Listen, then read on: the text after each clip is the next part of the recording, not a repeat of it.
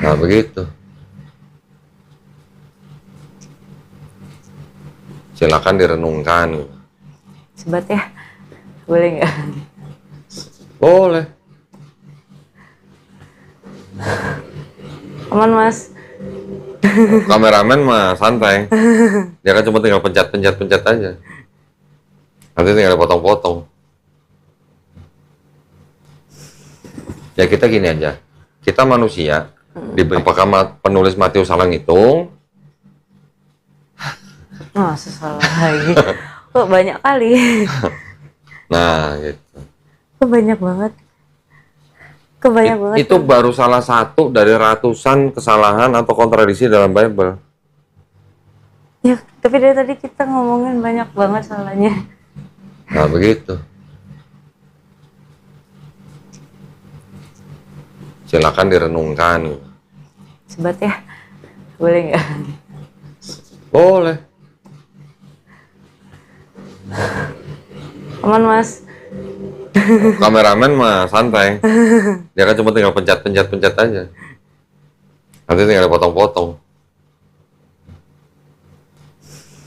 Ya kita gini aja. Kita manusia diberikan akal kan? Iya. Ya kan? Kita diberikan akal. Binatang nggak dikasih akal. Binatang dikasih insting. Kita dikasih akal. Untuk apa? Untuk berpikir. Iya. Bisa nggak itu disebut kitab suci kalau ada kesalahan seperti itu? Iya. Belum lagi tadi kronologinya beda.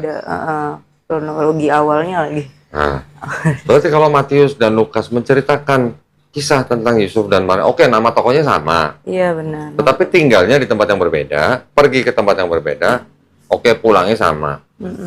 Tahun lahirnya beda. Beda 12 tahun. Jadi ada berapa Yesus? Gitu. Orang Kristen sendiri sampai sekarang belum bisa menyelesaikan masalah ini. Oke.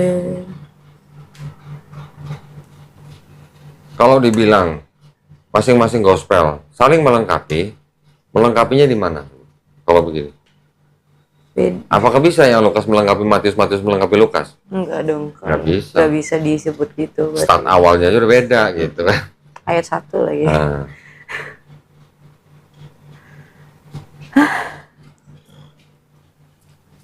Kalau bisa bahasa Sunda saya nanya, kumaha damang? Gitu.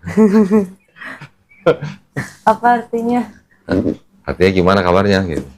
Gimana, baik? Nah, itulah yang ada di Bible yang tidak semua orang Kristen tahu. Gitu. Iya sih. Kalau nggak belajar. Kan selama ini kalau Kristen ke gereja, bawa Bible nggak? Enggak. Kalau Protestan bawa. Tetapi apakah pendetanya ngebacain yang begini-ginian? Oh, udah ada beda nih gitu. Enggak. Ya enggak lah. Yang dibacain. Enggak baca. Di Katolik cuman perjanjian baca 1, bacaan 2 Ya, Injil. udah gitu kan. Udah, tapi nggak ada pembahasannya, kadang juga beda dari Alkitab juga gitu. Jadi kalau di Islam yang kita tahu dengan Injil itu adalah wahyu yang diturunkan kepada Nabi Isa Al-Masih khusus untuk Bani Israel pada zaman itu. Udah selesai. Sesimpel itu. Injil itu adalah wahyu. Okay. Apakah Nabi Isa Al-Masih menulis kitab Injil? Enggak. Tidak diceritakan di Quran ya. Kita tidak juga boleh berasumsi gitu loh. Iya. Jadi karena Injil adalah wahyu, kata kitab di dalam Quran itu artinya bisa wahyu yang dituliskan, bisa juga artinya hukum, ketetapan, atau perintah. Nah ya, itu tuh sama berarti? Sama artinya. Arti kitab itu bisa itu. Gitu. Bisa itu. Jadi, ada nih saya buktiin. Saya bisa buktikan perkataan ini.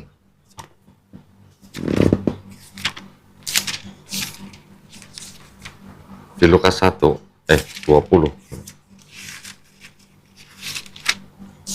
Lukas 20 ayat 1. Coba baca. Pada suatu hari ketika Yesus mengajar orang banyak di Bait Allah dan suaranya masuk kan? Injil. Kecil banget ya? Ngomongnya bisik-bisik sih. Oh, yang keras. Pada suatu hari ketika Yesus mengajar orang banyak di Bait Allah dan memberitakan Injil, datanglah iman-iman kepala dan ahli-ahli Taurat serta tua-tua ke situ. Yesus memberitakan apa? Apa sih? Ketika Yesus memberitakan apa? Beritakan mana? Bentar. Injil. Injil.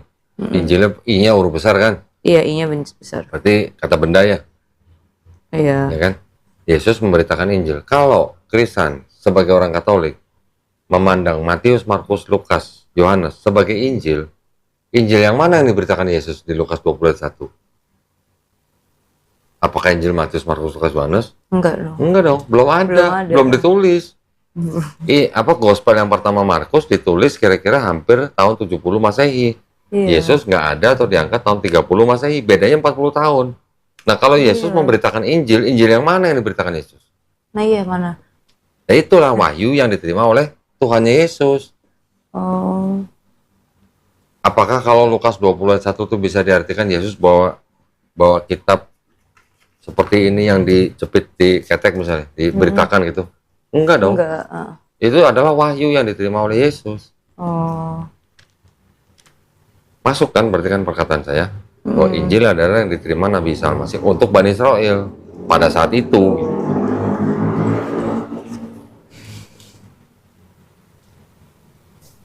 Bisa diterima? Itu bisa lebih make sense sih. Lebih make sense yang itu. Nah. Jadi buat kita Islam, kita memandang Matius, Markus, Lukas, Yohanes itu bukan Injil yang diterima oleh Nabi Isa. Tetapi Matius, Markus, Lukas, Yohanes ini hanya catatan biografinya Yesus gitu. Jadi kayak ceritanya Ya, aja kehidupannya biografi gimana. lah. Dari mulai lahir sampai disalib, sampai bangkit, sampai diangkat gitu. Iya. Biografinya. Tapi apakah benar itu wahyu yang diterima oleh Yesus? Enggak, Enggak.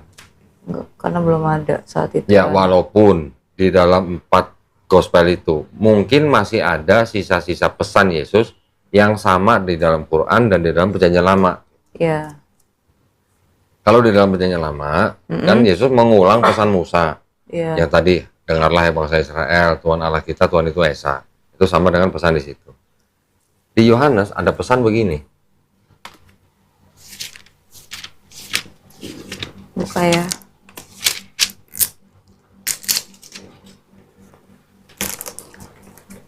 Ayat 17. Ayat 17 apa 19? 17. Kata Yesus kepadanya, janganlah engkau memegang aku sebab aku belum pergi kepada Bapa. Saya pergilah kepada saudara-saudaraku dan katakanlah kepada mereka bahwa sekarang aku akan pergi kepada Bapakku dan Bapamu, kepada Allahku dan Allahmu. Nah, Yesus bilang kepada Maria Magdalena, pergilah kepada saudara-saudaramu, katakan aku akan pergi kepada Bapakku dan Bapamu. Terus apa? Allahku dan Allahmu. Kalau Yesus Tuhan, Tuhan punya Allah gitu.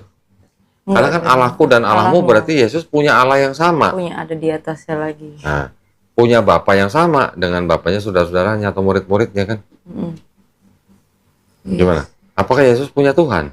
Punya. Kalau menurut ayat itu berarti Yesus punya Tuhan. Punya Tuhan. Bilangnya kan Bapakku dan Allahku. Iya benar. Kalau mobilku kan berarti mobil saya. Kalau Allahku kan berarti Allah saya. Berarti Yesus punya Allah. Iya. Tuhan punya Tuhan gitu. Tuhan punya Tuhan, tapi Tuhannya menyebut ada Tuhan lain. Nah, nanti kalau pendeta bilang itu sebenarnya Yesus lagi jadi manusia, gitu. Makanya dia punya Tuhan. Gitu. Tapi kan Konsili Kalsedon bilang Yesus sepenuhnya Tuhan, sepenuhnya manusia. Berarti pada saat Yesus di bumi dia juga Tuhan. Berarti harusnya dia kalau misalnya dia Tuhan nggak menyebutkan ini dong, secara logika. Logikanya.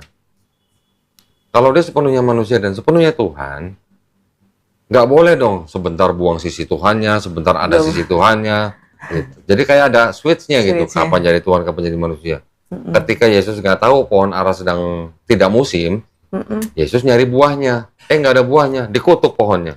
Saya mati. Karena Yesus nggak tahu musim gitu. Iya. Apa itu sifat Tuhan? Nggak tahu musim. Apa itu sifat Tuhan? Dia lapar. Gitu. Ketika Yesus ditanya sama orang-orang, kapan hari kiamat? Kapan hari itu? Yesus bilangnya apa? Tidak ada yang tahu, anak pun tidak, malaikat pun tidak, hanya Bapa yang tahu. Berarti ada lagi dong. Berarti apa? Yesusnya Tuhan yang tidak maha tahu gitu? Enggak. Yang tahu hanya Bapa loh. Hanya Bapak. Anak tidak, malaikat tidak. Kalau Yesus Tuhan yang sehakikat dengan Bapa, yang setara dengan Bapa menurut gereja, masa Tuhan Yesus nggak tahu kapan hari kiamat? Iya. Sih bener. Masuk, masuk Pak Eko. Gitu. Masuk Pak Eko. Tapi yang tentang kayak Yesus di hari terakhir jadi apa sih? Apa? Hakim. Hakim kayak gitu-gitu. Yang akan datang lagi. Iya, yang akan datang lagi. Islam juga percaya bahwa Nabi Isa Al-Masih akan datang lagi. Ya, tetapi bukan sebagai Tuhan.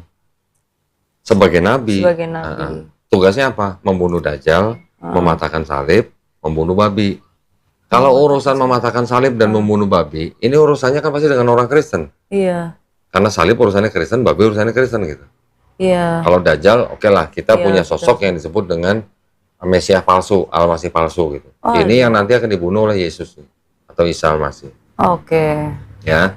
Tapi kalau di Bible, Yesus dikatakan akan kembali lagi sebagai hakim yang adil. Pertanyaannya, nah ini ada ayat begini nih. Tolong dipikirin sendiri ya, saudara. Oke.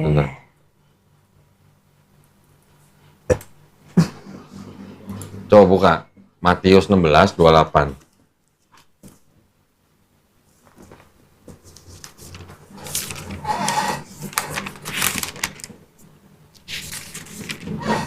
Matius 16:28. Aku berkata kepadamu, sesungguhnya di antara orang yang hadir di sini ada yang tidak akan mati sebelum mereka melihat Anak Manusia datang sebagai raja dalam kerajaannya. Coba pikirin. Yesus ngomong sama siapa itu? Sama murid-muridnya kan? Bilangnya apa? Di antara kalian ada yang belum mati. Ada yang tidak akan mati sebelum melihat Anak Manusia. Anak Manusia siapa? Yesus. Yesus datang di atas awan. Sebagai raja dalam kerajaannya. Itu artinya kan berarti Yesus akan datang lagi kan? Iya. Siapa murid Yesus yang sampai sekarang belum mati? Sekarang Yesus udah datang belum? Belum. Belum. Berarti siapa murid Yesus yang tidak mati sampai sekarang? Siapa? Nggak tahu. Makanya orang Kristen bilang Yesus akan datang lagi. Benar. Tapi Yesus bilang, di antara kalian murid-muridnya Yesus ada yang tidak akan mati sebelum aku datang.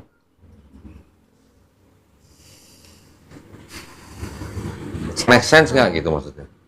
Enggak lagi. Nah, jadi kalau menurut akademisi atau ahli perjanjian baru bilang bahwa yang dikatakan nubuat Yesus ini itu sebenarnya di dalam pemahaman mereka tuh Yesus akan datang tuh nggak lama gitu loh, bukan ribuan tahun gitu. Berarti maksudnya dalam waktu dekat. Dalam waktu dekat, pada waktu Yesus datang lagi ada murid-murid yang tidak mati sampai dia bisa melihat Yesus datang gitu. Jadi sebenarnya proyeksinya Yesus datang di dalam tradisi atau tulisan teks itu bukan dalam waktu 2000 tahun lagi atau 3000 tahun lagi gitu. Tapi saat itu tidak lama lah setelah itu. Nah. Jadi kan di sini ditulis datang Anak Manusia datang sebagai raja dalam kerajaan, itu berarti maksudnya gimana? Ya bisa diartikan itu adalah kedatangan Yesus yang kedua kali. Iya, sebagai itu. Yesus bangkit datang. Ini kan ceritanya Yesus sudah bangkit. Terus ngomong lagi. Bukan udah bangkit, sorry. Itu udah bangkit kan? Ini belum disalib. Belum. Apa maksudnya setelah disalib kah? Ya, Yesus bangkit itu. Kalau Yesus setelah disalib kan Yesus kan diangkat, belum balik lagi. Kan katanya muncul hari ketiga itu. Kemana? Iya, setelah muncul kan nggak lama Yesus menampakkan diri kepada murid-muridnya. Habis itu kan diangkat. Iya. Nah, terus balik laginya di atas awan mana? Datang sebagai raja. Ini nggak ada kata-kata awan ya. Ada ayat yang lain nih. Di Markus 9 ayat 1. Atau ada lagi di Markus 14:62. Markus 14:62. Ini ayatnya mirip, ya karena Matius kan nyontek Markus. Iya. 14:62. Nih.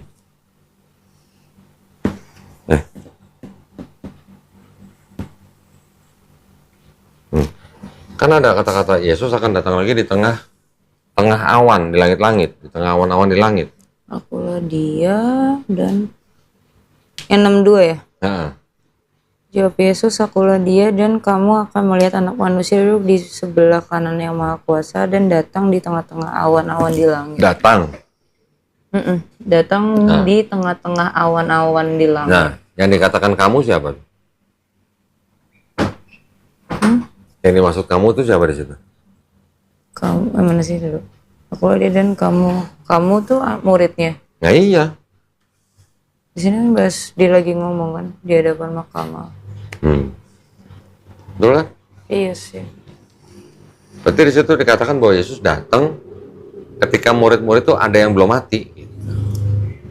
Berapa sih umur manusia? Iya. Anggaplah 100 tahun. Iya. Berarti kalau Yesus diangkat tahun 30 Masehi, maksimal dia datang tahun 130 Masehi. Iya. Anggaplah. Anggapnya segitu lah kasarannya. Yesus sampai sekarang sudah datang belum? Belum. Belum. Berarti itu nubuat yang gagal apa bukan gitu kalau begitu? Gagal berarti tidak digenapkan. Nah iya. Paulus juga bilang begitu. Ada. Paulus juga ngomong begitu. Paulus juga ngomong. Di 1 Tesalonika 4 ayat 15 sampai 17. Tes. 1 Tesalonika 4 Tesalonika perjanjian Perjanjian baru, tulisan Paulus katanya. Tesalonika 4 ayat 15 sampai 17. ini kami katakan kepadamu dengan firman Tuhan kita yang hidup yang masih tinggal sampai kedatangan Tuhan sekali-kali tidak akan mendahului mereka yang telah meninggal. Sebab pada waktu tanda diberi yaitu pada waktu penghulu malaikat berseru dan sangkakala Allah berbunyi, maka Tuhan sendiri akan turun dari surga dan mereka yang mati dalam Kristus akan lebih dahulu bangkit. Sesudah itu kita yang hidup yang masih tinggal akan diangkat bersama dengan mereka dalam awan menyongsong Tuhan di angkasa. Demikianlah kita, Apa katanya? apa? Sekali-kali tidak akan mendahului mereka yang telah meninggal. Iya benar. Ya kan? Terus bicaranya lagi apa? Sebab pada waktu tanda diberi, yaitu pada waktu penghulu malaikat berseru dan sangkakala Allah berbunyi, maka Tuhan sendiri akan turun dari sorga dan mereka yang mati dalam Kristus akan lebih dulu bangkit. Berarti Ya, mati. Paulus juga bilang kan, ketika Yesus nanti turun, ada yang sekali-sekali tidak akan mendahului mereka yang telah meninggal. Berarti ada yang nggak mati. Ada yang nggak mati dong. Berarti Paulus juga menubuatkan sesuatu yang gagal. Gitu. Karena sampai sekarang Yesus belum turun. Padahal udah lama. Belum datang lagi. Muridnya udah Nah, lewat. kalau memang ada murid-murid yang belum mati sampai sekarang, siapa orangnya? Ada nggak orangnya? Enggak sih. Kita berpikir logis aja gitu. Udah berapa ratus ribu tahun. Nah, udah 2000 tahun. Iya makanya. Ini udah tahun 2024. Paham ya? Iya. Jadi memang kalau menurut ahli-ahli perjanjian baru, wacana bahwa Yesus pergi dan datang lagi itu tidak dalam waktu yang sampai ribuan tahun. Oh, menurut dalam teks sini. ini. Iya. Karena ditulisnya seperti itu. Iya.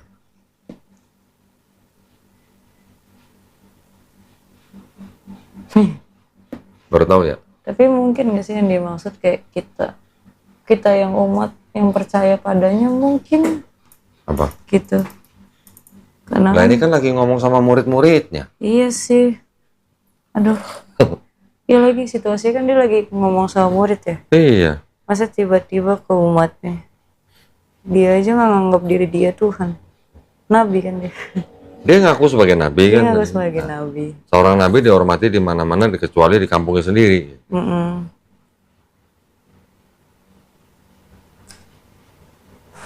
Iya lagi. Iya lah. Pusing. Pusing ya. Tidak semua di dalam Bible salah. Iya. Karena ada yang sesuai ada dengan pesan di sesuai. Quran. Tetapi banyak yang salah. Masalahnya di situ. Dan diteruskannya itu nggak sih sebenarnya yang agak mempertanyakan. Kayak udah tahu salah kan. Kalau ada penerjemahan baru kan Pengajarannya gereja akan Bible ini diberikan kepada jemaatnya melalui cara doktrinisasi. Iya sih, doktrin lagi. Jadi pemahamannya gereja sama pemahamannya Paulus aja kadang ada perbedaan. Iya, Ya. iya, Paulus bilang benar-benar. kepala daripada wanita atau konteksnya istri itu adalah laki-laki, suaminya. Kepala dari suami adalah Kristus. Oke. Kepala Kristus adalah Bapa. Bapak. Jadi ada apa namanya? Ada tingkatan lah ya. Tingkatannya. Ada hierarki kan berarti kan? Berarti kan Paulus tidak menganggap Yesus setara dengan Bapa karena Kristus masih punya kepala gitu. Tapi kalau gereja kan merubah. Jadi Yesus setara dengan Bapa. Ada Allah Bapa, Allah Putra, Allah Roh Kudus. Semuanya Allah gitu. Betul? Betul lagi. Ada ayat ini. Betul lagi.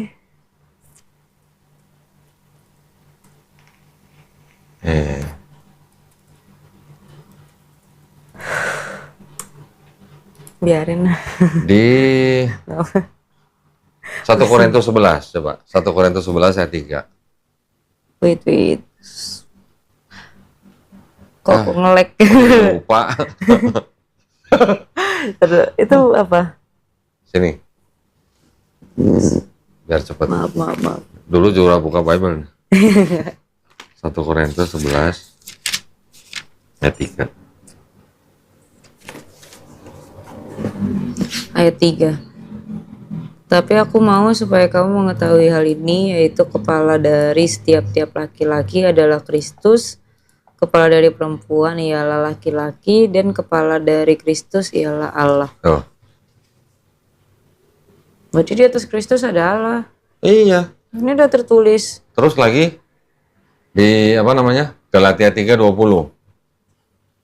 Duh, Galatia. berarti apa sih? Ah, lo. Gelu. Gel. Galatia setelah 2 Korintus. Oh, setelah 2 Kor. Mana? Sini. Aduh. Kok gue lama banget, ya ampun. Ini Katolik apa sih katanya nih? Katolik KTP. Galatia 3 ayat 20. Tuh. Seorang pengantara bukan hanya mewakili satu orang saja, sedangkan Allah adalah satu. Pengantara itu siapa? Yesus. Yesus dianggap pengantara sama Paulus. Tapi dia kan Apa? yang ituin Yesus kan dia kan. Apa? Tentang agamanya. Yang apa? Yang menceritakan tentang Yesus kan Paulus. Iya. Nah, Paulus menganggap Yesus sebagai pengantara. Apakah pengantara itu lebih tinggi dari Bapaknya? Enggak dong. Enggak dong. Ini kan dia juga nulis sedangkan Allah adalah satu. Berarti Allah. Saya dalam hal ini, menurut saya, Paulus juga nggak salah-salah amat. Iya. Salahnya Paulus adalah dia mengajarkan sesuatu yang tidak diajarkan oleh Yesus. Itu dosa waris. Oh iya. Nah, itu yang tidak pernah diajarkan oleh Yesus. Yesus mengajarkan lu hanya perlu bertobat untuk masuk kerajaan surga. Paulus mengajarkan kalau lu nggak percaya Yesus sudah mati di atas kayu salib buat tebus dosa lu nggak selamat. Bedanya di situ. Tetapi Paulus tidak menganggap Yesus setara dengan Bapa. Nah, Iya sih. nah, tadi kalau kita terusin lagi nih, ini ajaran Paulus nih, yang menurut saya nggak salah. Karena Paulus juga sebenarnya hidup di bawah hukum Taurat. Oh, oke. Tadi kan yang ayat 3 kan tadi dibacakan. 11 kan ayat 3. Ini Mana sekarang tadi ini nih? ayat 4. Nah, terusin sampai ayat 5. Tiap-tiap laki-laki yang berdoa atau bernubuat dengan kepala yang bertudung menghina kepalanya. Tetapi tiap-tiap perempuan yang berdoa atau bernubuat dengan kepala yang tidak bertudung menghina kepalanya, sebab ia sama dengan perempuan yang dicukur rambutnya. Dia maksudnya harus Maksudnya apa? Perempuan yang berdoa harus apa? bertudung. Bertudung. Suster. Kristen berdoanya bertudung nggak? Enggak. Kenapa? Ikutin siapa kalau gitu? Warisan Gereja. gereja. Kalau itu kan ditulis, dianggap kan tulisannya Paulus kan? Iya, ini tulisan Paulus. Nah, Berarti laki-laki juga. justru kalau laki-laki yang berdoa Jadi dengan laki-laki kepala ber- bertudung menghina kepala. Tapi Oh, kalau ya, perempuan menghina. yang berdoa atau bernubuat dengan kepala yang tidak bertudung, dia Menghina. dianggap menghina kepalanya. Jadi harus cukur rambutnya. Oh.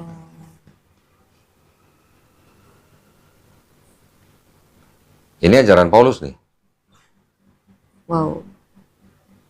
Nah, Kenapa di Katolik cuma suster doang berarti yang bertudung? nah, coba tanya. Kenapa jemaat nggak pakai tudung ketika ke gereja? Enggaknya. Harus cukur rambut tuh berarti loh. Ayat 6-nya tuh. Sebab jika perempuan tidak mau menundungi kepalanya, maka haruslah ia juga menggunting rambutnya. Iya. Tetapi jika bagi perempuan adalah penghinaan bahwa rambutnya digunting atau dicukur, maka haruslah ia menundungi kepalanya. Sekarang Krisan, pernah dong lihat foto lukisan Maria sedang di bawah salib Yesus? Pernah dong? Oh iya, Kira-kira tuh Maria pakai tudung nggak? pakai Atau gambar lukisan Maria kan banyak di Katolik kan? Pakai tudung nggak? tudung. Kenapa nggak pakai tudung?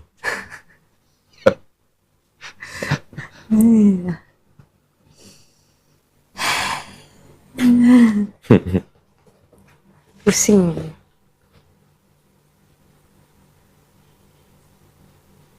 Iya ya. Kan saya cuma bacain ya. Ya.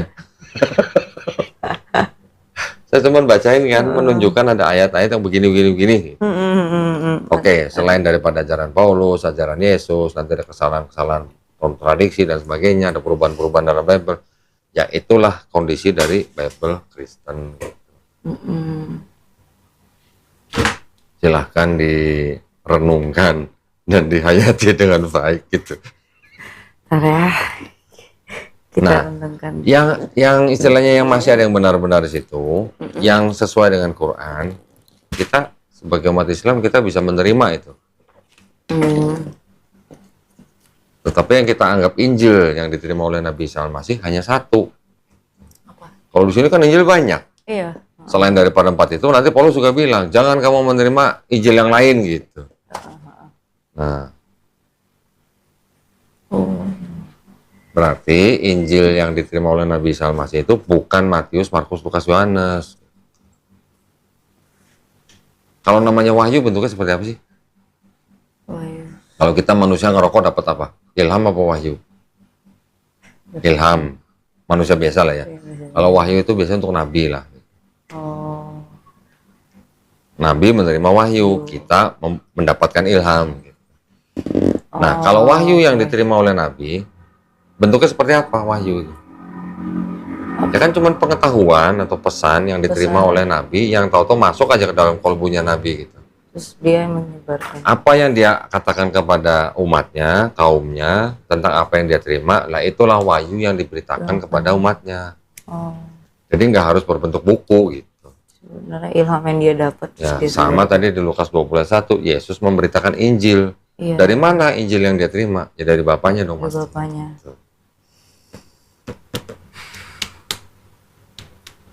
Wow. Tapi mungkin nggak sih kayak kenapa ketika kita mempelajari agama gitu alasan maksudnya gini, kata-katanya gimana ya, kayak pemikiran logis tuh ada di Islam semua. Itu kenapa? Gini, kalau bicara logis dulu ya, tentang konsep ketuhanannya dulu lah. Iya. Konsep ketuhanan yang tadi kita sama-sama baca di Perjanjian Lama, yang Tuhan bukan manusia, Tuhan bukan anak manusia, Tuhan tidak berubah, itu sama dengan Islam. Di Islam kita juga ada ayat mengatakan Qul huwallahu ahad, Allahu somad, lam yalid walam yulad. Lam yalid walam yulad artinya tidak beranak dan tidak diperanakan. Sama dengan Tuhan bukan manusia, Tuhan juga bukan anak manusia. Iya. Oke, yang terakhir walam yakullahu kufuwan ahad, tidak ada yang menyerupai Tuhan. Di Bible di Perjanjian Lama juga dikatakan tidak ada yang bisa melihat Tuhan. Sama kan? Sama. Kita juga tidak bisa melihat Tuhan gitu. Iya. Di dalam Quran juga diceritakan Nabi Musa alaihissalam pengen ngelihat Tuhan. Udah dikasih tahu nggak bisa melihat Tuhan, masih ngotot pengen lihat Tuhan. Baru dikasih lihat tanda-tandanya gunung hancur aja, Nabi Musa udah pingsan. Iya. Nah, ya, itu konsep ketuhanannya. Terus begini, tadi kan di Bible yang Maliaki 3:6 juga dikatakan Tuhan tidak berubah. Iya. Sekarang Kristen sebagai orang Katolik dari kecil menganggap bahwa Yesus adalah Tuhan, ya kan? Jadi ada Tuhan yang menjadi manusia. Gitu. Iya. Kira-kira menurut Kristen, kalau sudah baca ayat-ayat seperti ini, masuk akal nggak itu? Tuhan bisa jadi manusia. Kira-kira masuk akal nggak? Enggak sih. Enggaknya kenapa? Kan pendeta nanti akan bilang begini, karena Tuhan Maha Kuasa, makanya dia bisa berkuasa jadi apa aja, termasuk jadi manusia. Namanya juga Maha Kuasa. Iya. Jadi dia Bisa menyerupai. bisa jadi apa aja. Kalau saya tanya, kalau dia bisa menjadi apa aja, bisa nggak dia jadi iblis? Bisa berarti kalau dia bisa jadi apa aja. Kalau Kristen bilang Tuhan Maha Kuasa, dia bisa jadi iblis, berarti pada saat yang sama, pada saat bersamaan, Tuhan yang Maha Baik, Maha Benar itu juga mempunyai sifat yang jahat. Iya. Iblis kan jahat. Iblis kan jahat. Nah, mungkin nggak pada saat yang sama Tuhan mempunyai sifat baik dan jahat pada saat yang sama? Enggak. Berarti bisa nggak Tuhan jadi iblis? Enggak. Enggak, karena sifatnya Tuhan pasti maha baik, maha benar. Iblis gimana? Penipu, penyesat gitu kan, jahat gitu. Jadi kan tidak bisa sifat-sifat yang bertolak belakang menjadi sifat satu pribadi pada saat yang bersamaan gitu maksudnya. Begitu juga dengan manusia. Manusia maha baik nggak? Oh, Yesus dikatakan guru yang baik aja Yesus nolak. Kenapa kamu katakan aku yang baik? Yang baik hanya Bapa. Gitu. Jadi manusia juga tidak punya sifat yang maha baik. Manusia juga tidak punya sifat yang maha suci. Bagaimana Tuhan yang maha suci? Tuhan maha suci dong. Bisa menjadi makhluk yang tidak maha suci. Logikanya gitu. Jadi itu logisnya gitu. Di dalam Islam kita tidak bisa mempercayai Tuhan yang Maha Kuasa itu jadi makhluknya. Yesus ciptaan bukan? Iya, ciptaan. Karena pada waktu dia lahir jadi bayi, kan itu ciptaan. Ya, bagaimana diciptakannya itu kuasa daripada Tuhan yang menciptakan tanpa hubungan suami istri. Tetapi dia tetap ciptaan gitu. Dia tetap makhluk. Apakah bisa pencipta menjadi ciptaan? Enggak dong. Nah, misalnya Kristen menciptakan biola, bisa nggak Kristen jadi biola? Enggak. Nah, begitulah. Oke. Nah, logisnya di situ makanya. Di dalam agama diperlukan iman. Ya kan? Karena masalah Tuhan itu kan berarti masalah yang gaib, yang kita tidak bisa lihat gitulah. Ya. Kalau kita bisa melihat Tuhan yang gaib itu jadi sesuatu yang bisa kelihatan, nggak kasihan sama yang buta nggak bisa ngeliat Tuhannya, gitu. Tuhan kan maha adil gitu. Make sense. Laut asin. Iya. Ikan dari laut keluar dimakan asin nggak? Asin. Ikannya asin? Enggak. Enggak dong. Kalau dikasih garam, diasinin baru jadi ikan asin. Iya. Kalau lautnya asin, tapi ikan keluar dari laut kan nggak asin. Kenapa? Tuhan maha adil. Kalau asin nanti yang ke darat tinggi nggak bisa makan ikan dong. Gajikannya. Ini sih intermezzo lah. Ya hanya menggambarkan bahwa Tuhan maha adil. Sekarang kalau Tuhan bisa jadi manusia, mengambil ras tertentu, ya ras ya. Yesus orang apa? Orang Yahudi kan, orang Israel kan. Ras Yahudi kan berarti kan? Yahudi. Berarti kalau Tuhan bisa jadi manusia, mengambil ras tertentu, kasihan nggak tuh yang ras-ras yang lain? Iya dong. Misalnya kalau orang Cina, gue juga pengen punya Tuhan ras Cina. Orang kulit hitam juga bisa ngomong gitu kan. Muhammad Ali tahu kan petinju? Iya tahu. Dia protes sama mamanya, sama ibunya. Mah, kenapa Tuhan kita bule? Gitu. Kan kita kulit hitam, kenapa Tuhan kita bule? Gitu. Gara-gara itu udah keluar dari Kristen, masuk Islam. Logis kan? Logis. Kalau Tuhan mengambil ras tertentu, berarti Tuhan itu rasis nggak? Rasis. Rasis. Kalau ngambil hitungnya ras ya. Kan semua ras ini kan ciptaan Tuhan. Masa dia cuma milih jadi ras tertentu gitu? Nggak kasihan tuh. Yang lain pada ngiri gitu.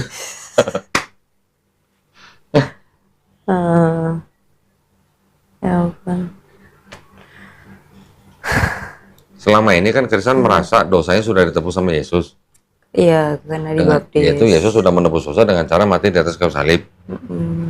Kalau gitu yang bunuh Yesus di atas kayu salib berjasa nggak buat Kristen? Pertanyaannya lagi. Itu pertanyaan apa? Pertanyaan logis nggak? Pertanyaan logis lagi, pas aku dengerin. Logis lagi. Logis dong. Iya, sangat lagi. Ini Yesus mau nebus dosa Kristen nih, tapi caranya dia harus mati di atas kayu salib. Nah, berarti yang membunuh Yesus, yang menyalib Yesus, Rajanya. berjasa nggak buat Kristen?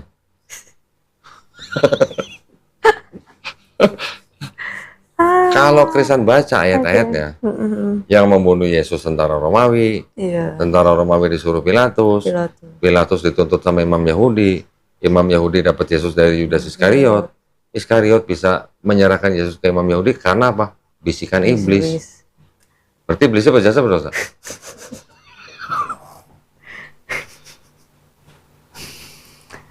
Kalau iblis tidak membisiki Yudas, Kan berarti Yesus nggak bakal.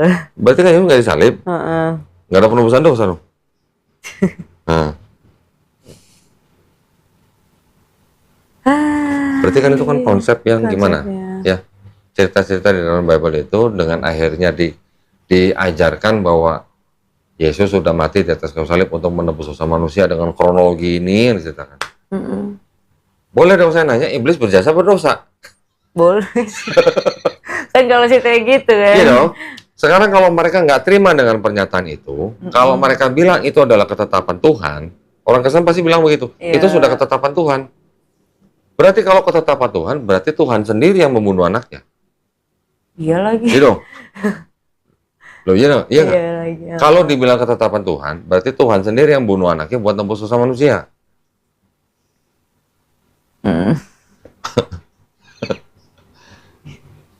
Kalau Kristen misalnya punya utang sama saya 1 miliar, Kristen nggak bisa bayar sama saya, minta tolong sama saya. Kodoni tolong hutang saya dihapuskan. Boleh, saya hapusin. Tapi syaratnya Kristen harus bunuh anak saya. Buset. Nah, loh, begitu nggak ceritanya kalau di Bible?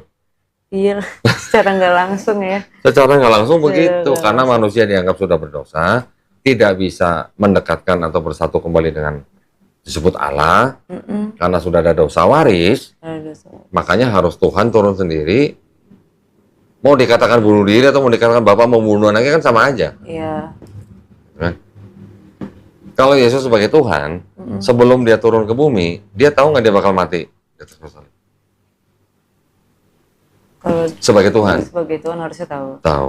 Berarti kalau gitu, ya, boleh nggak saya katakan tindakan Yesus yang tahu bahwa dia akan mati dengan cara disalib, berarti tindakan Yesus itu bisa nggak disebut dengan tindakan bunuh diri? Kalau dia tahu bisa. Nah. Berarti sebenarnya nalarnya jalan.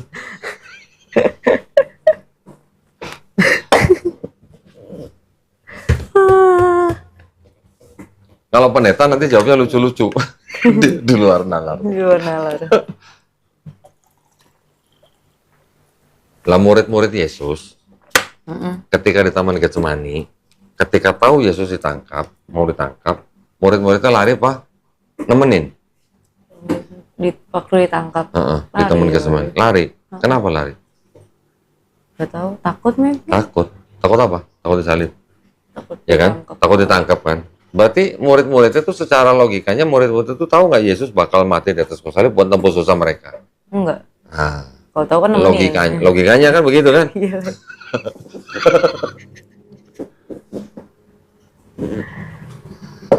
Menurut Kristen, Maria ibu Yesus di bawah salib Yesus itu nangis apa ketawa? Nangis. Kenapa nangis? Anaknya meninggal. Anaknya disalib. Maria tahu nggak kira-kira dosanya Maria ditebus sama Yesus di atas kayu salib? Enggak dong. Tahu nggak kira-kira? Nggak tahu berarti Nggak kan. tahu, Kalau kan. tahu masa dia nangis, Iya. dosanya Maria loh ditebus loh. Gitu. Dosa lahir loh. Nah, Dosa waris loh. Dosa waris. Kalau dosa waris, konsep dosa waris, kan pertanyaannya gampang. Setiap bayi yang lahir sudah bawa dosa waris. Iya. Kalau dia umur 3 hari meninggal, kira-kira masuk surga masuk neraka? Udah bawa dosa waris. Masuk surga loh. Udah bawa dosa waris. Ke surga bawa dosa gitu? Enggak. Enggak. Nggak make sense-nya di situ gitu loh. Iya, belum deh. Bagaimana ceritanya? Bayi lahir bawa dosa. Gitu. Padahal baru. Nah, apakah kalau dia 3 hari mati terus masuk neraka karena bawa dosa? Jahat bener gitu Jahat. doanya. Ya nggak? Makanya. Iya sih. Ya, yang paling logis ajaran itu di Islam. Lagi pula begini. Ini kalau kita lihat nih ya. Ini air putih apa air bening sih? Bening. Air bening. Kok kita sebut air putih ya? Air putih kan susu ya berarti. Saya menggambarkan Islam seperti ini. Ya, air yang masih jernih gitulah. Oke. Kalau saya tuangkan teh, bisa nggak semua orang minum teh? Bisa. Semua orang Oh, bisa nggak semua minum teh? Enggak. Belum tentu ya. Kalau warnanya kan berubah coklat kan, dari Iya. teh kan. Ketika air jernih ini saya kasih kopi, berubah jadi hitam. Hitam. Bisa nggak semua orang minum kopi? Enggak. Nggak semua. Ketika saya kasih sirup berwarna merah, manis loh padahal loh. Bisa nggak semua orang minum sirup manis? Belum tentu kan. Tetapi semua orang bisa nggak minum air yang jernih seperti ini? Harus minum, kalau nggak minum mati kan. Iya. Inilah gambaran Islam. Islam ini ajaran yang murni yang belum ada campuran bahan lain yang dianggap sebagai pemikiran agama. Trinitas itu juga bisa dianggap sebagai pemikiran agama. Iya. Karena kan tadi kan dibilang awalnya adalah sebuah catatan di pinggir halaman, disisipkan disipkan. menjadi ayat gitu. Nah, kalau disisipkan menjadi ayat kan pemikiran agama yang dimasukkan dalam agama. Jadi kalau air jernih, saya masukkan pemikiran agama masuk ke dalam air yang jernih, otomatis kan warnanya berubah. Iya. Dan nggak semua orang bisa nerima. Gitu. Tapi kalau masih bening begini kan setiap orang minum. Iya. Seperti itulah Islam. Ya. Tapi apa namanya? Al-Quran itu beneran apa sih yang ditulis, apa sih sebutannya? Apa? Kitab langsung ya kalian? Buku yang jatuh dari langit itu. Bukan, maksudnya kayak apa sih, kayak wahyunya? Wahyu. Iya, Wahyu. langsung gitu. Ya. Jadi kalau Quran sebenarnya Sejarahnya gimana sih itu? mirip dengan Taurat, Zabur, Injil. Oke. Taurat, Zabur, Injil juga sama. Ini juga wahyu-wahyu yang diturunkan Allah Subhanahu wa taala kepada para nabi dan rasulnya untuk Bani Israel pada zaman itu. Yang membedakan Quran adalah Quran bukan hanya untuk Bani Israel, tapi Quran untuk semua umat manusia. Bahkan untuk seluruh alam semesta. Makanya Quran disebut rahmatan lil alamin. Apa tuh? Rahmatan lil alamin, rahmat untuk alam semesta. Oke. Jadi kalau saya orang Islam punya tetangga belum Islam, ya, yang belum Islam itu seharusnya merasa aman punya tetangga saya, karena orang Islam itu Islam sendiri artinya damai gitu, damai, selamat, patuh, taat tunduk kepada penciptanya. Di dalam berhubungan dengan manusia juga kita diperintahkan berlaku adil. Kalau orang lain tidak memerangi kita, kita juga tidak boleh memerangi orang itu gitu. Iya. Di Islam begitu. Kalau sekarang kita membaca berita misalnya Islam teroris dan segala macam, itu hanya fitnahan dan itu belum tentu semuanya benar. Dibilang ISIS, Islam, lah korbannya ISIS banyakkan Muslim malah gitu. Iya, Nah, pernah baca. Kalau kita baca lagi ISIS ciptaan siapa? Semua orang udah tahu lah. Kenapa sampai ada Islamofobia? Kenapa? Ada ketakutan terhadap Islam. Karena Islam ya boleh dikatakan adalah agama yang memegang akhlak dan moral untuk dijalankan di dunia ini. Sekarang contoh begini. Di Islam kita kan perempuan suruh pakai hijab. Sama seperti Maria ibunya Yesus. Pakai hijab kan? Iya. Orang bilang, oh di Islam perempuan tuh harus pakai hijab. Berarti perempuan Islam tuh ditindas katanya. Banyak yang ngomong gitu. Oke. Ya, padahal perempuan Islam pakai hijab bukan karena diperintahkan suaminya, bukan karena diperintahkan bapaknya, tetapi diperintahkan oleh Allah Subhanahu wa taala. Ada ayat dari Quran. Gitu. Wanita itu ditutupi dengan hijab bukan berarti ditindas, tetapi apa? Dilindungi.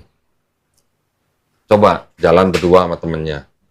Yang satu pakai hijab, satu nggak pakai hijab. Pakaiannya seksi misalnya. Kira-kira kalau dilihat sama cowok-cowok yang digodain yang mana? Yang seksi. Nah, seksi lah.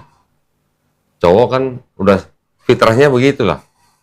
Nggak boleh ngelihat yang open dikit gitu. Nah, jadi perempuan ditutupi tujuannya untuk melindungi perempuan itu sendiri. Bukan untuk menindas. Bukan untuk nggak boleh pamer rambutnya indah, ngecat rambut warna-warni. Keindahan rambutnya si wanita itu dikhususkan untuk suaminya. Kalau di Islam gitu. Karena di Islam rambut itu aurat, gitu. Rambut perempuan gitu maksudnya. Semua bagian dari wanita tuh aurat kecuali wajah dan tangan.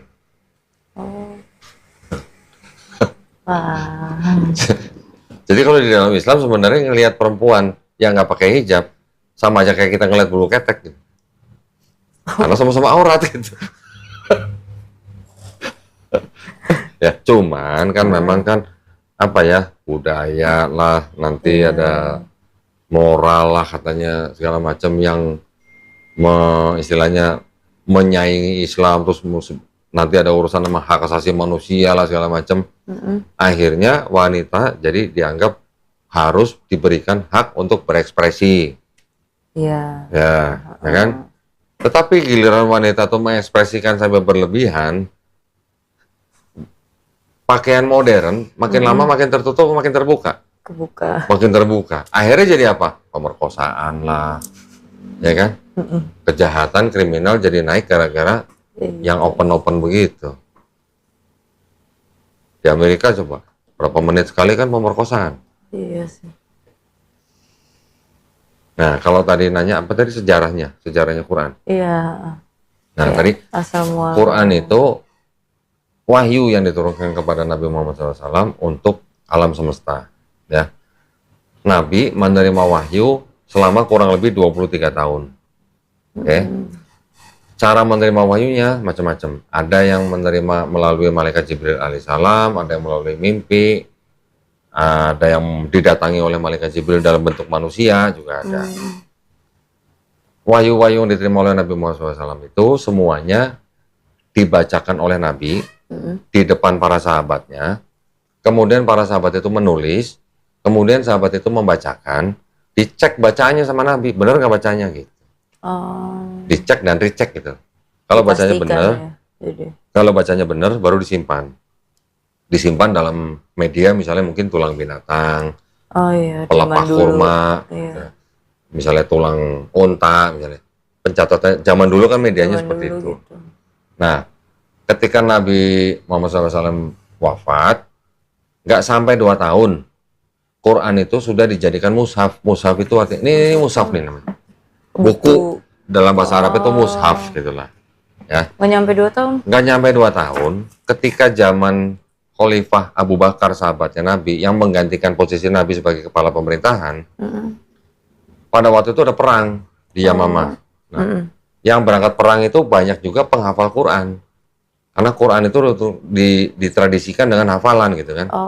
Sudah banyak sahabat yang hafal gitu. Ketika ada perang, banyak penghafal Quran tewas gitu di perang. Nah, jadi akhirnya sahabat yang lain, yaitu Umar bin Khattab, mengusulkan kepada sahabat Abu Bakar yang waktu itu jadi pimpinan untuk membuatkan menjadi mushaf. Caranya bagaimana?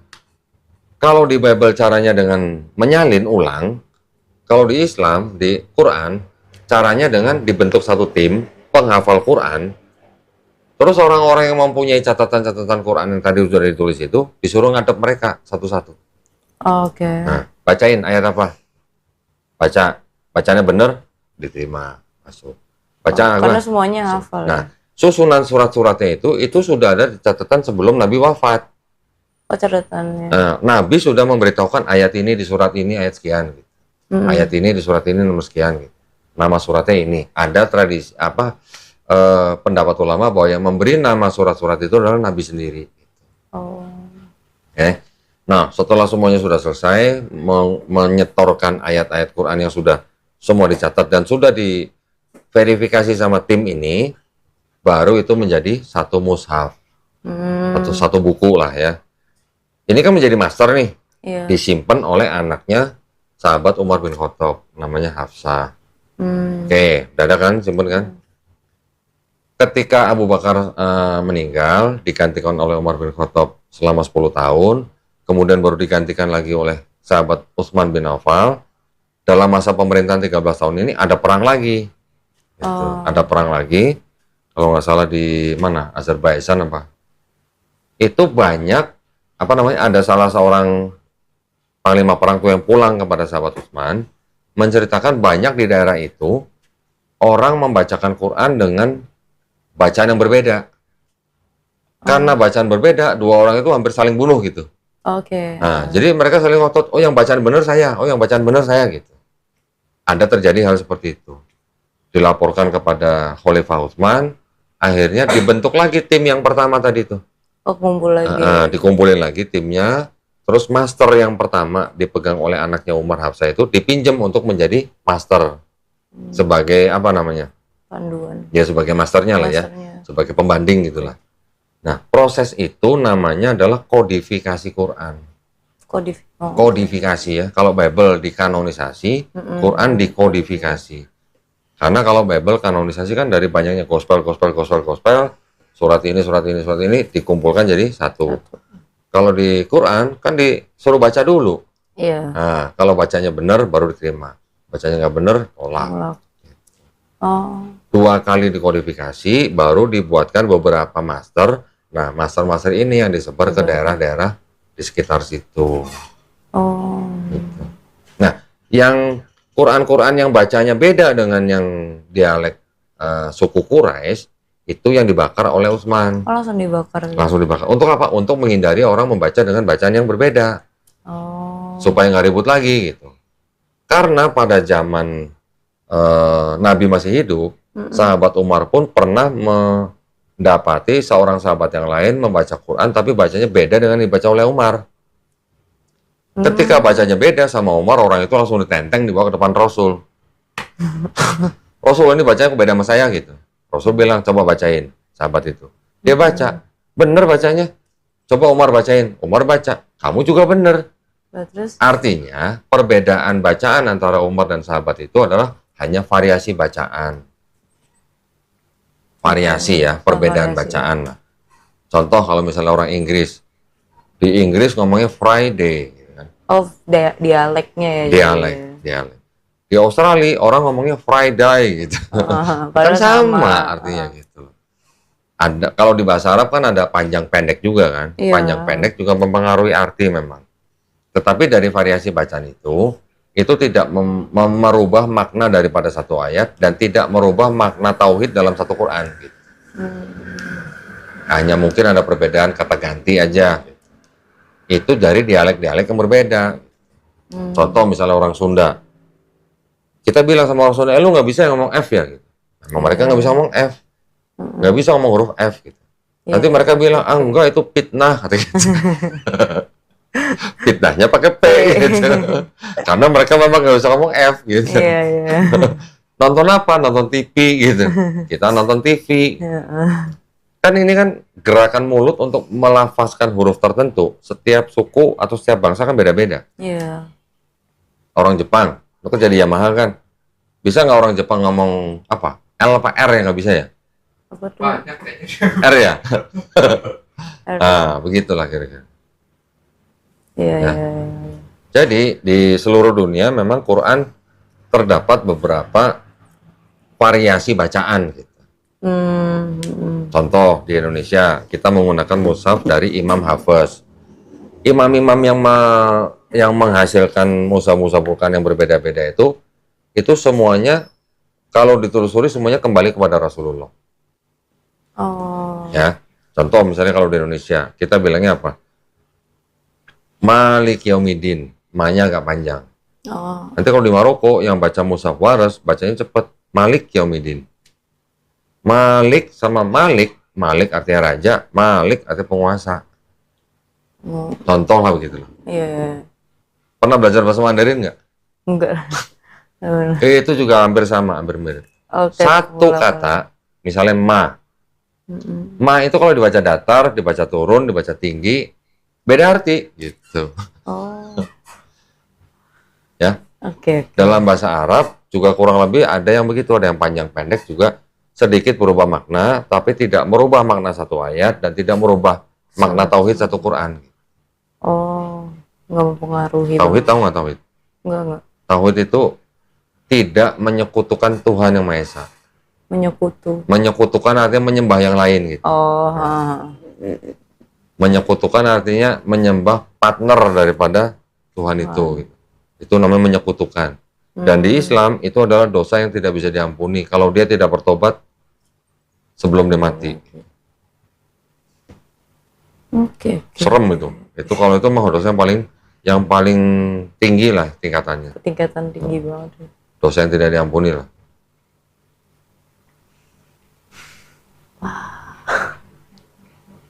Ada lagi mau ditanyain? Oke, udah deh. Cukup? Yakin? Yakin. Apakah udah ngantuk?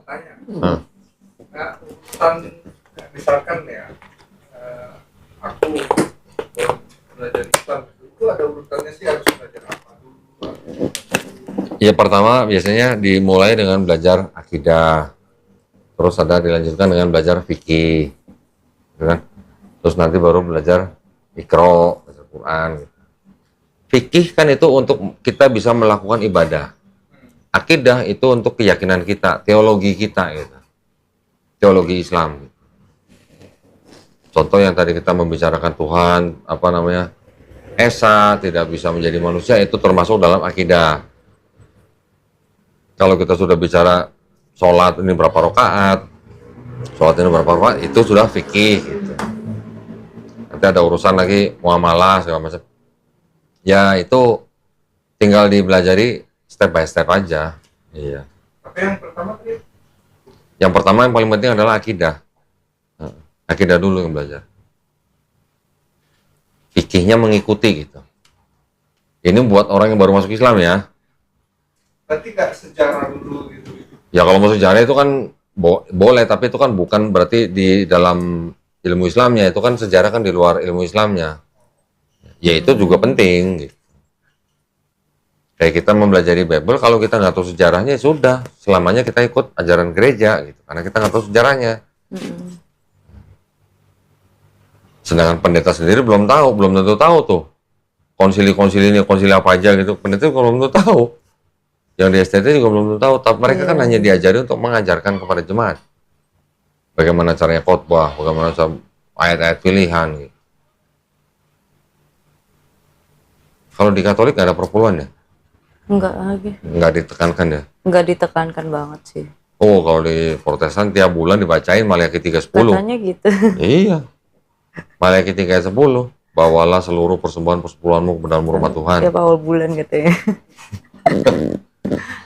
Kalau Katolik Gitu. enggak sih? Iya. Gitu. Ya memang belajar begini memang ya nggak bisa sekaligus. Tapi juga kalau orang memang sudah terbuka ya tidak ada yang perlu dihalang-halangi apa ditunggu-tunggu kalau memang sudah yakin. Aku takut ibuku sih sebenarnya. Kebanyakan Makanya kayak masih kebanyakan tantangan atau halangan dari orang yang mau masuk Islam itu ya banyak hanya masalah keluarga. Ya paling gede cuma itu aja, masalah keluarga paling gede. iya sih. Tapi gini, Soalnya waktu aku bilang ya waktu itu budeku sampai ngechat gitu. sampai apa? Bude sampai ngechat kayak gitu. Bilang apa? Kok kayak gitu sih San? Kenapa? Ya, maksudnya kok kamu ngecewain ibumu lagi gitu loh. Saya kan yang sebelumnya kasus kakakku itu kan. Gini. Soalnya kayak lo kok jadi aku gitu. Ya, paham sih, saya paham perasaan orang tua, saya paham. Cuman masalahnya gini, kan di Indonesia ada Undang-Undang Dasar 1945. Pasal 29 itu mengatakan setiap warga negara dijamin haknya untuk memeluk dan menjalankan agama dan keyakinannya masing-masing. Iya. Jadi seorang atau orang tua sekalipun itu tidak boleh menghalangi anak yang sudah dewasa, yang sudah punya hak hukum sendiri untuk memeluk dan menjalankan agama masing-masing. Kalau orang tua itu melarang anak itu memeluk agama tertentu yang diakui di Indonesia, orang itu malah melanggar Undang-Undang Dasar 1945. Berat ya. Berat loh, karena memeluk agama itu adalah hak asasi. Nah, jadi itu juga yang harus kadang disampaikan ke orang tua, bahwa, "Mah, Krisan nih mau memilih agama ini karena A, B, C, D, E. Mohon Mama juga memahami bahwa Krisan tuh punya hak yang dilindungi oleh negara." Iya. Saya sering juga kedatangan orang tua Muslim yang anaknya mau murtad atau sudah murtad ke Kristen. Oh. Sering saya kedatangan tamu begitu. Yang pertama kali saya katakan kepada orang tua itu, pasal 29 itu. Hati-hati Pak, Bu, jangan sampai Ibu, Bapak melakukan hal-hal yang malah melanggar hukum gitu. Karena ada undang-undang yang mengatur. Iya. Kayak mikir ke situ sih sebenarnya. Dan katakan kepada ibunya bahwa dengan perbedaan agama itu bukan berarti keluarga harus pecah. Ya makanya itu. Kayak kita kan berbakti kan harus Iya. ya gitu. Nah, Cuman kan kayak ya ini kan pilihan, misalnya pilihanku, aku yang nanggung kehidupan aku. Gitu. Cuman kayak nggak tahu masih debat banget. nah, gini satu Masih lagi. bingung situ sih. Saya sampaikan gini lagi. Di dalam Islam, kita diajarkan untuk menghormati ibu 3 kali kadarnya lebih tinggi daripada menghormati bapak. Udah pernah dengar? Iya, iya. Nah, pernah dengar surga di bawah telapak kaki ibu? Pernah. Walaupun itu bukan hadis sahih ya, tapi tradisi itu datang dari Islam. Tradisi ya. Jadi kalau sebelum menjadi Muslim sudah sayang dan hormat kepada ibunya, setelah menjadi Muslim harus lebih sayang dan hormat kepada ibunya. Itu ajaran Islam. Bahkan seorang anak di dalam Quran loh, ya disebutkan apa? Menolak perintah orang tuanya dengan cuma satu kata, gitu aja. Itu nggak boleh. Jangankan pakai yang panjang, panjang gitu. Pakai pendek aja nggak boleh.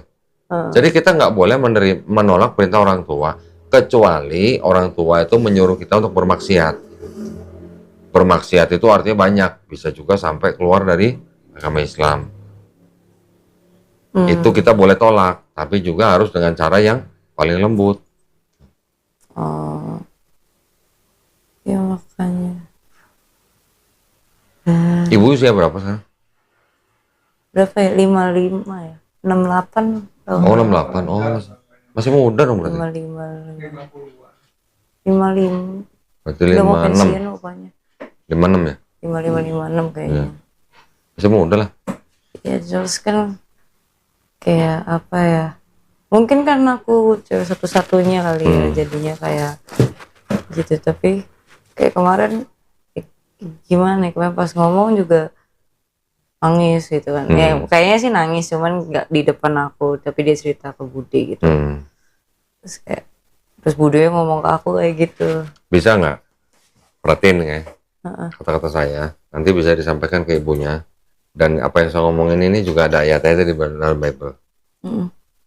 Bilang sama ibunya bahwa saya mau memeluk agama Islam karena saya mau mengikuti Yesus. Tahu nggak maksudnya kenapa? Tahu. Tahu. Tahu kan? Tahu Di lagi. video saya kan udah sering kan? Iya. Coba kasih tahu, ayat-ayatnya kan ada di video saya tampilin ayat-ayatnya. Kita justru umat Islam yang kita beribadah atau menjalankan agama kita seperti Yesus yang di dalam Bible gitu. Masih ingat nggak apa aja yang dilakukan Yesus dalam Bible yang orang Islam lakukan?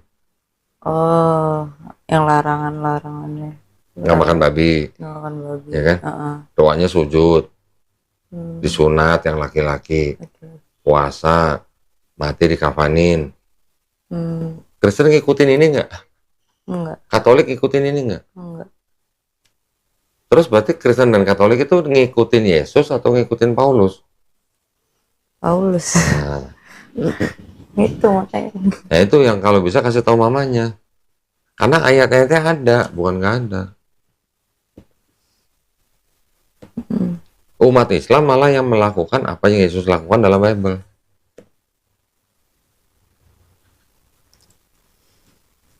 Iya sih. Nih sebelum ini ya, sebelum kalau mau istilahnya mau udahan nih, sebelumnya baca ini dulu nih. Nanti bisa diingat nih. Boleh catat nih.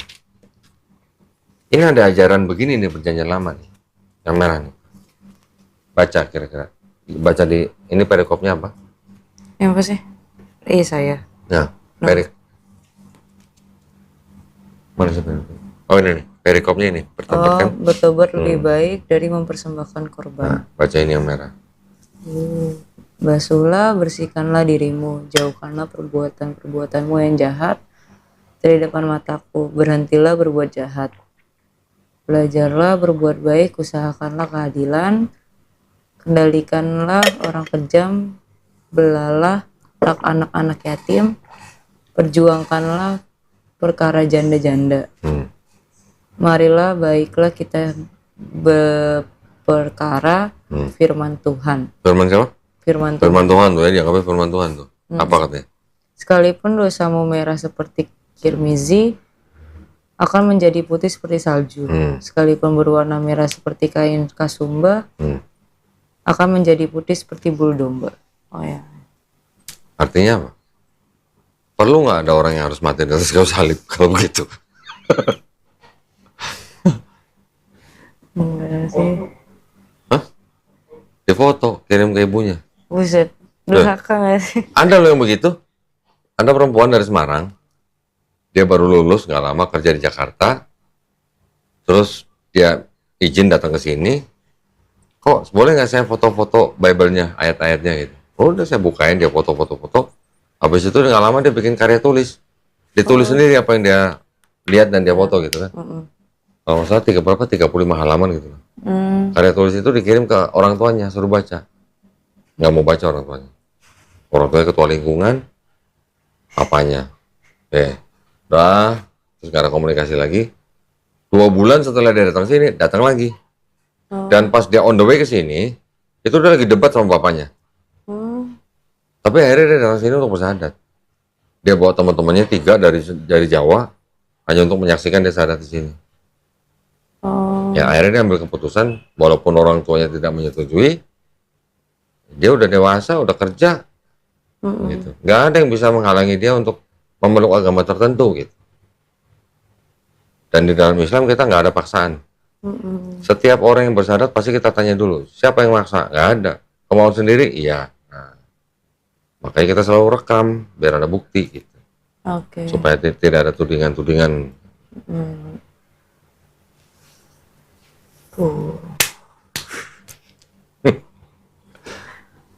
Apa yang sudah saya sampaikan dari tadi ada buktinya ya, bukan asumsi ya. Nah.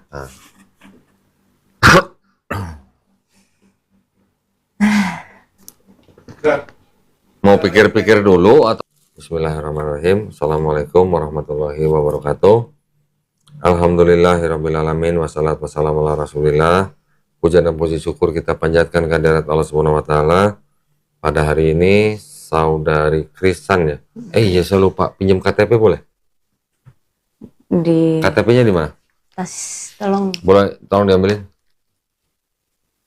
Saya selalu lupa minta KTP. Di depan kayak dompetku nah.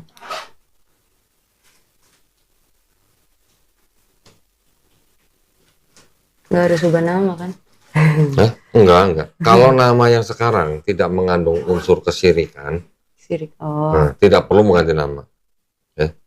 Tuh nggak boleh gojekin gitu nah. Ini foto umur berapa nih? SMA. SMA nih ya. Oke. Di depan saya seorang wanita bernama Angelina Feni Krisan. Di Jakarta Timur, beragama Katolik ya sebelumnya ya. Saya foto dulu buat keperluan pembuatan sertifikat.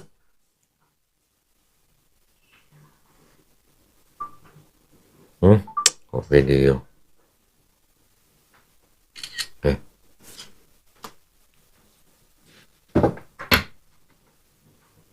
Oke, saya kembalikan. Alhamdulillah pada hari ini saudari Angelina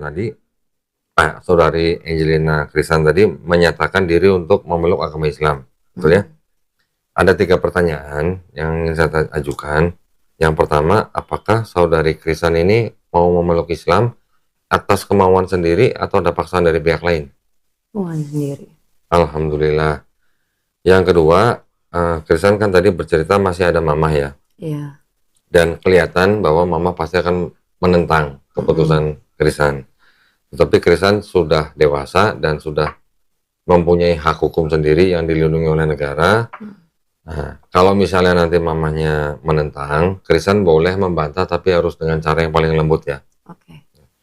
Baik, yang ketiga, di dalam Islam ada syariat setelah bersyahadat ini, nanti ada sholat, ada zakat, ada puasa, dan ada haji jika mampu. Ya, hanya jika mampu pergi haji. Oke. Apakah Krisan berjanji di hadapan saya dan di hadapan Allah Subhanahu wa taala untuk melaksanakan syariat-syariat tersebut? Oke. Di dalam Islam juga ada yang namanya rukun iman.